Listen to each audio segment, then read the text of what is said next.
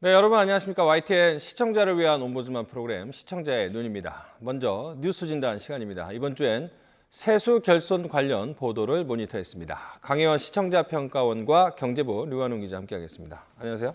자, 이제 세수 결손이라는 게 이제 정부가 당초 예상했던 세금보다 덜 거쳤다 이런 뜻인데 어느 정도였습니까? 네, 지난 한 해 동안의 세수 결손액이 사상 최대치를 기록했다는 내용이 보도되었습니다.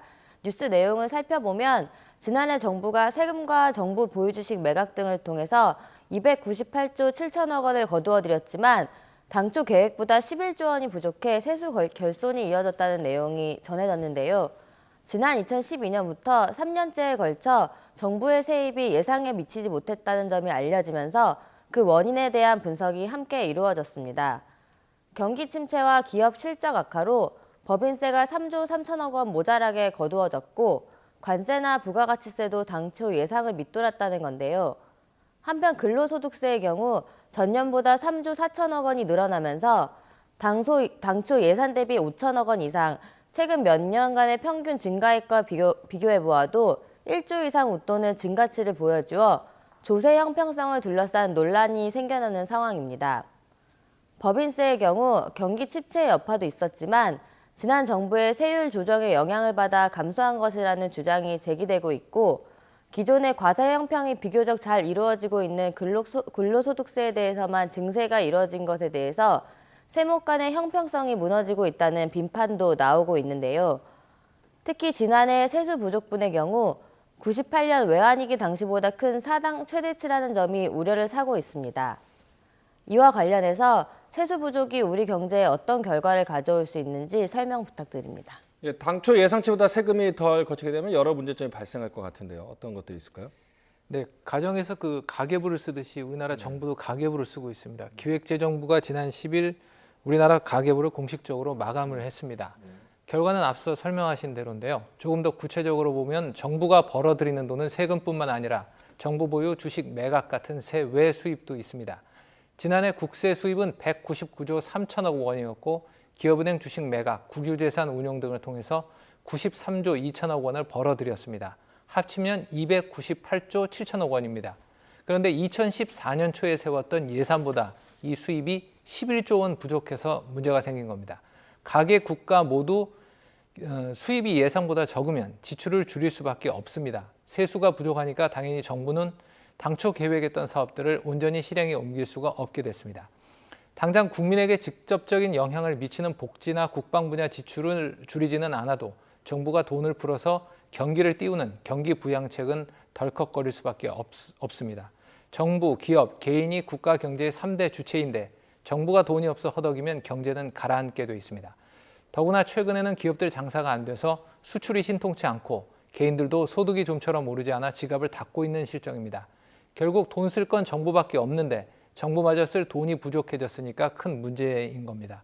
세수 결손은 경제 성장에도 악영향을 줍니다. 실제로 한국은행은 지난해 4분기 경제 성장률을 발표하면서 세수 부족에 따른 정부의 지출 축소 등이 저조한 성장률에 영향을 미쳤다고 분석했습니다. 지난해 4분기 경제 성장률은 전기 대비 0.4%에 그쳐서 9개 분기 만에 가장 낮은 수준을 기록했습니다. 경제가 성장하지 못하면 기업과 가계의 소득이 줄어서 세수는 다시 줄어들게 됩니다. 그러니까 악순환이 반복되는 겁니다. 여기에다 우리 사회가 점차 고령화되면서 복지의 중요성이 커졌습니다. 요즘 증세 없는 복지가 가능한지를 놓고 정치권을 중심으로 논란이 뜨거운 상황인데요. 세금을 올리거나 세수 확보를 위한 경기 부양이 안 되면 국민이 만족하는 복지가 불가능하다는 주장이 힘을 얻고 있는 마당에 반대로 세금이 잘 거치지 않는 상황까지 발생을 하니까 문제가 심각해진 겁니다. 좀 항목별로 구체적으로 보면 경기 불황 탓도 있겠지만 기업들은 좀 덜 내고 봉급 생활자들은 좀 더 낸 것으로 좀 분석이 되지 않겠습니까? 네, 세수 확보와 관련된 뉴스를 좀 더 살펴보면 법인세 가운데에서도 대기업의 연구투자 명목에 비과세 혜택이 집중되고 있어서 중소기업을 위해 법인세 내부의 형평성 문제를 조정해야 한다는 지적이 이루어졌습니다. 지난 2년간의 세수가 당초 기획된 예산뿐 아니라 우리 경제의 성장 속도에 비해서도 덜 거치고 있다는 분석도 있었습니다. 세수 증가세가 경상경제 성장률에 크게 밑돌고 있다는 것이었는데요. 반면에 최근 정치권에서의 증세 논의가 단순히 증세 찬반론으로 흘러가고 있는 것은 건설적인 논의를 가로막는 안타까운 상황이라고 생각됩니다. 현지 논의 방향의 이분법적인 구도에서 벗어나 구체적으로 세수 확보의 효율성과 형평성을 추구할 수 있는 방안에 대해서 다각적인 논의가 필요한 시점이라고 생각됩니다. 이와 관련해서 우리나라의 과세 구조에 대해 전문가들은 어떠한 방향의 개선 방안을 제시하고 있는지 궁금합니다. 최근 이제 복지와 증세 얘기를 하면서 가장 논란이 되는 게 법인세 문제 아니겠습니까? 맞습니다. 그거에 대해서 어떻게 접근을 합니까? 예, 가장 논란이 되고 있는 게 이제 법인세 부분입니다. 지난 정부가 2008년도에 법인세 최고 세율을 25%에서 22%로 낮췄습니다. 이후에 전년도와 비교한 법인세수 증감을 보면 법인세 인하 영향을 처음 받은 2009년에는 3조 9천억 원이 줄었고 2010년에는 2조 원이 늘었습니다. 2011년에는 9조 9천억 원이 크게 증가했지만 2012년에는 증가폭이 1조 원으로 줄어듭니다. 그러다 2013년에는 아예 마이너스 2조 원, 지난해에는 1조 2천억 원이 또 줄었습니다. 이 같은 추이를 놓고 입장과 이해관계에 따라서 해석이 다 다릅니다. 우선 법인세가 경기 변동에 민감한 것은 사실이지만 법인세가 기업이 사실입니다. 법인세가 기업 이익에 물리는 세금이기 때문에 우리나라 기업들은 대부분 수출로 먹고 산다고 해도 이제 과언이 아닌 상황인데요. 미국발 금융위기나 유럽 경기 침체 같이 대외 환경이 안 좋고 세계 경기가 가라앉으면 영업이익은 감소하고 그만큼 법인세도 줄게 됩니다. 그러나 법인세가 줄어든 건 세율 인하의 영향도 분명히 있습니다. 영업이익이 200억 원이 넘으면 최고 세율이 적용이 되는데 이 세율을 낮췄으니까 우리나라 대부분의 대기업들은 당연히 혜택을 입었던 것입니다. 특히 앞서 설명하신 대로 대기업들은 투자 연구비 등에 대해 비과세 혜택을 받아서 실효세율은 17%에서 18% 정도밖에 안 됩니다. 반면 영업이익 2억 원에서 200억 원인 중견기업들은 20% 세율을 적용받는데 투자 연구 여력이 없어서 비과세 혜택을 못 받는 경우가 많으니까 결국 중견기업 세율이 대기업보다 더 높은 역전 현상까지 나타나고 있는 겁니다. 법인세 인상을 주장하는 더 강한 근거는 공격적으로 투자하고 신입사원을 많이 뽑고 연구개발에 힘쓰라고 세금을 깎아줬더니 벌어들인 돈을 금고에 쌓아만 두고 있다는 사실입니다. 실제 OECD 조사 결과 우리나라 기업의 저축률이 사상 최고를 기록하며 1위를 차지했습니다. 좀 더 구체적으로 보면 2013년 기준으로 우리나라 기업 총 저축률은 21.5%로 OECD 회원국 가운데 1위입니다. 2000년대 후반까지 부동의 1위를 차지했던 일본은 2위로 밀려났습니다. 우리나라의 기업 저축률은 2000년 12위를 차지한 이후 꾸준히 상승하다가 2010년 처음으로 20%대 선두권에 진입했고 결국 세계 1위라는 불명예 아닌 불명예를 안게 됐습니다. 기업 저축률이 높아졌다는 것은 그만큼 기업이 투자하지 않고 소득으로 남겨뒀다는 의미입니다. 특히 기업 이익이 투자와 채용으로, 투자와 채용은 가계소득 증가로, 가계소득 증가는 소비로 이어져 다시 기업 이익으로 돌아오는 선순환 측면에서도 바람직하지 않은 결과입니다. 우리나라 조세정책 전반에 문제가 있다는 지적도 적지 않은데요. 우리나라는 직접세보다 간접세 비중이 매우 높습니다. 2011년 기준으로 간접세 비중은 45.9%, 직접세는 54.1%입니다. OECD 전체 국가 가운데 7위이고 OECD 평균인 39%보다 16.9%포인트 높습니다. 직접세는 법인세와 직장인들 월급에 물리는 근로소득세 같은 것들입니다. 반면 간접세는 부가가치세처럼 물건값 등에 포함된 세금을 말합니다. 직접세는 부자에게 세금을 더 많이 물리는 누진세를 적용하게 되고요. 부의 재분배 기능이 매우 높습니다. 반면 간접세는 소득에 관계없이 같은 물건을 사면 같은 세금을 내게 됩니다. 세금을 얼마나 냈는지 잘 몰라서 조세 저항이 적지만 조세 형평성에는 문제가 있습니다. 이 때문에 간접세 비중을 줄이고 직접세 비중을 늘려서 부족한 세수를 채우고 특히 소득 수준이 높은 계층의 세율을 올려서 복지 재원으로 활용해야 한다는 지적이 많이 일고 있습니다. 그러나 문제는 국회인데요. 직접세를 올리면 저항이 불보듯 뻔하기 때문에 표를 의식한 국회가 세금을 올리기는 쉽지 않은 실정입니다. 우리나라 조세 정책의 개선을 요구하는 국민적인 공감대가 필요해 보입니다. 예, 두 분 말씀 잘 들었습니다. 고맙습니다.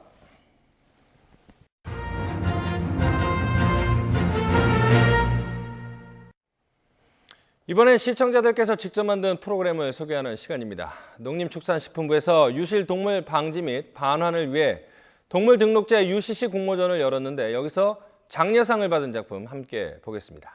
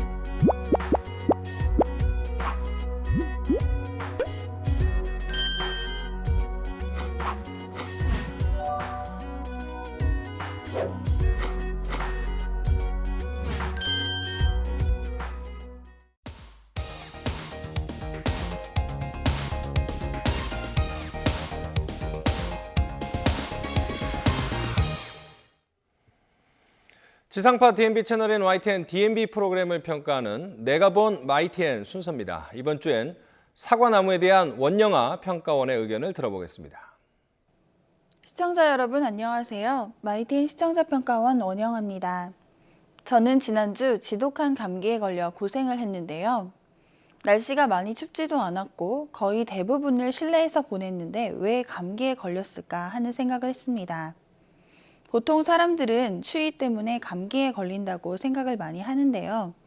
사실은 200여 개 이상의 서로 다른 종류의 바이러스가 감기에 걸리게 하는 주된 원인이고, 이 바이러스가 공기 중에 존재하다가 건강한 사람의 호흡기를 통해 전파된다고 합니다.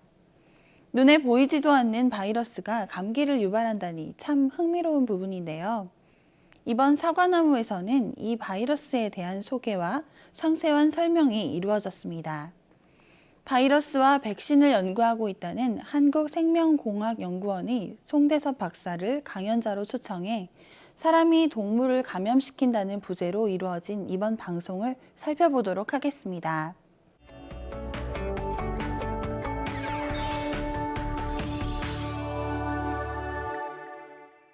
이번 사과나무는 방송의 첫머리에 동물이 옮기는 바이러스에 대한 자료 화면과 오늘 강연자의 이야기 중 주요 부분을 짧게 편집한 예고편과 같은 화면을 삽입했습니다. 이 부분은 방송에 대한 간략한 소개와 함께 앞으로 이루어지는 프로그램에 대한 집중도를 높일 수 있는 좋은 계기를 마련해 주었다고 볼 수 있겠습니다. 본격적인 방송이 시작되고 사회자가 등장했는데요. 이 사회자는 스튜디오의 관객 또는 시청자들과 호흡하려는 시도를 했습니다. 이 부분에서 아웃브레이크, 12 몽키즈, 컨테이전, 그리고 우리나라의 감기와 같은 영화의 공통점이 무엇인가 하는 질문을 던졌습니다.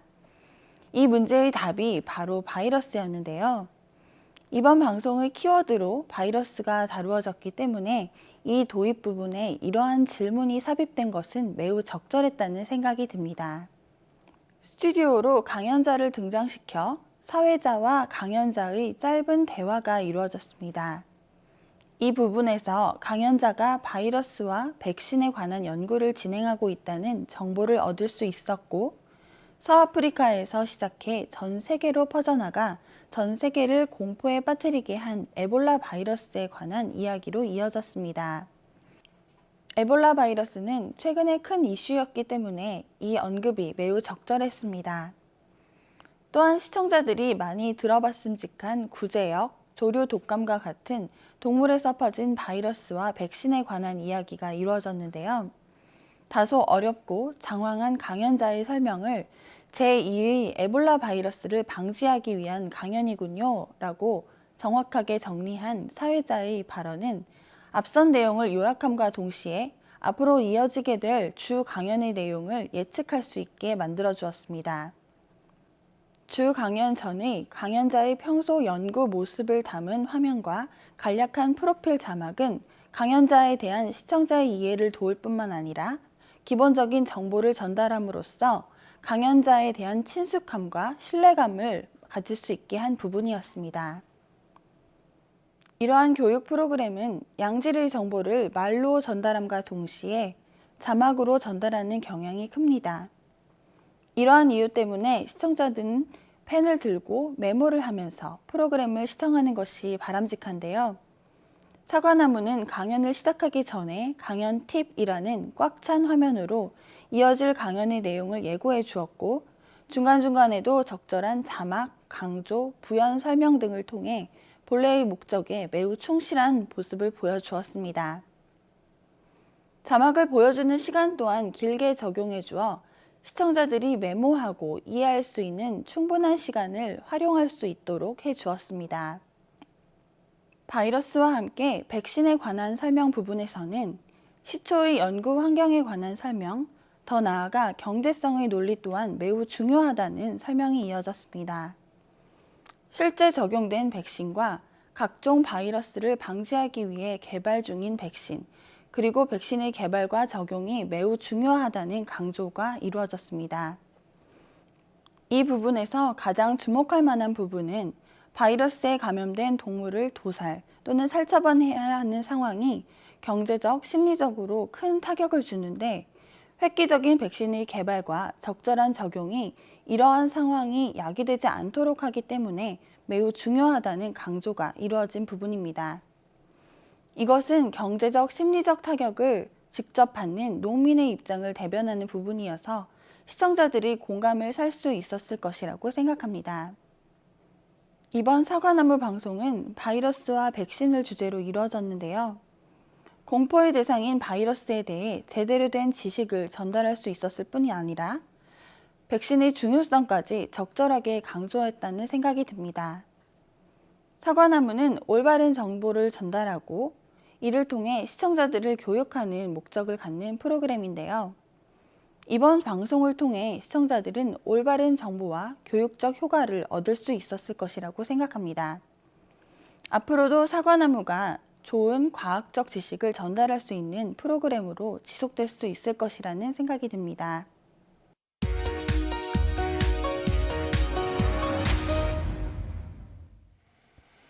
이번 순서는 시청자들의 지적 사항을 정리한 모니터 보고 시간입니다. YTN 뉴스를 시청하다 보면 적절치 않은 자막을 사용해 잘못된 정보가 전달될 수 있는데 시청자들은 궁금증을 해소할 수 있는 좀 더 정확한 뉴스를 당부했습니다.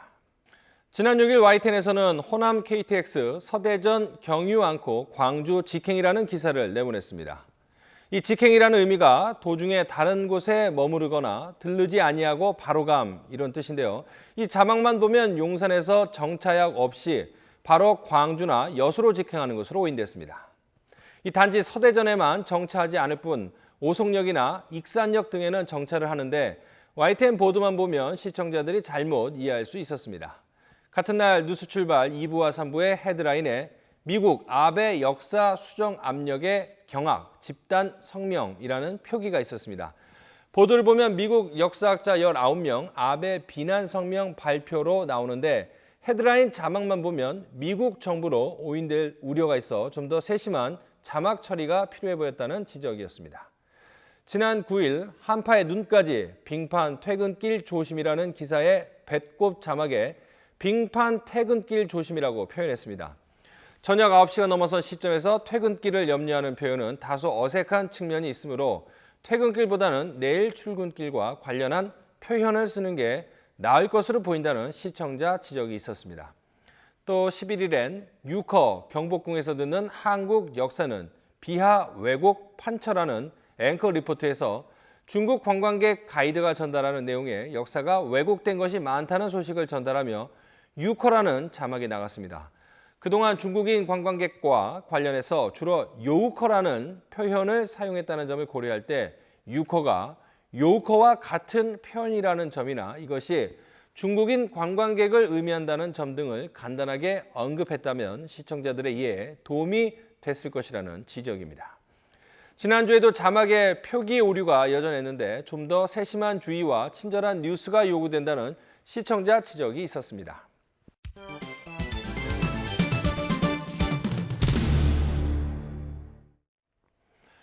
언론 전문가로부터 우리 언론의 문제점과 발전 방향 등을 들어보는 매체 비평 시간입니다. 오늘은 최충웅 경남대학교 교수로부터 방송통신 심의 강화 배경과 미디어 교육의 필요성이라는 주제의 논평 들어보겠습니다.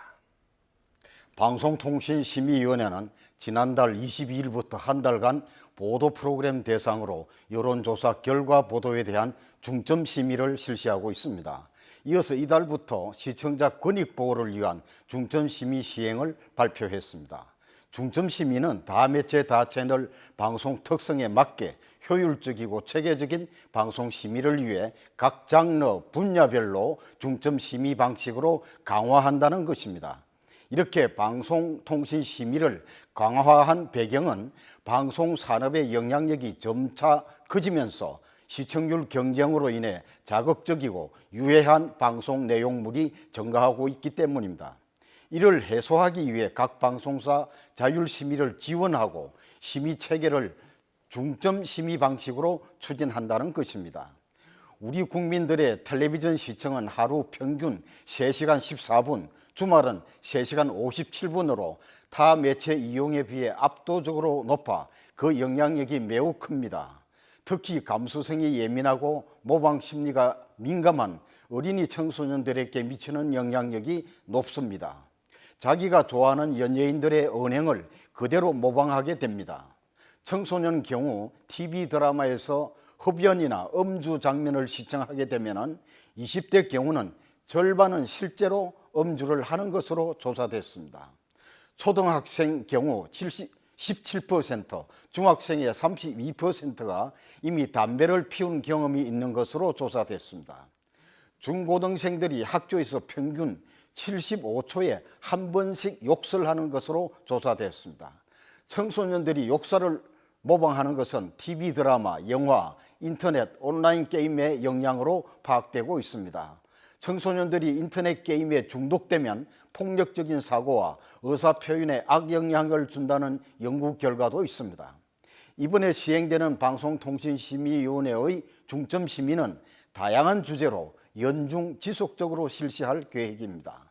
바로 지난달에도 케이블 TV 영화와 연예 오락 채널에서 과도한 살인 폭력 장면을 방송한 내용에 대해서 법정 제재를 의결한 바가 있습니다.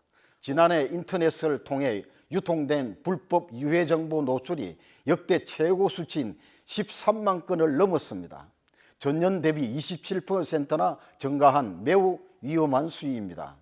위반 내용을 보면은 성매매, 음란 정보가 가장 많고 도박과 불법 식품, 의약품 정보가 그 뒤를 이었습니다. 어린이 청소년들은 이러한 해악적인 내용물이 항상 열린 상태로 손쉽게 접속되고 있는 실정입니다. 우리나라 청소년 범죄율이 30%나 됩니다. 유해한 내용은 청소년에게 올바른 인격과 가치관 형성에 심대한 영향을 미치게 됩니다. 유해식품이 어린이 청소년 건강에 치명적이듯이 유해한 프로그램 내용은 어린이 청소년의 정신을 황폐화시킵니다. 내일의 대한민국 주역이 될 우리의 청소년들에게 해악적이고 유해한 미디어 내용을 차단하고 보호해야 하겠습니다. 방송통신 사업자들의 진정한 각성과 사명감이 절실합니다. 가정과 학교에서도 올바른 미디어 선택 교육과 건강한 텔레비전 시청 지도가 절실히 요구됩니다. 시청자의 눈은 시청자 여러분의 참여를 기다리고 있습니다. YTN 홈페이지 시청자 의견 코너에 글을 남겨주시면 좀 더 정확하고 공정한 방송을 만드는 데 참고하겠습니다. 이번 주 순서는 여기서 마치겠습니다. 고맙습니다.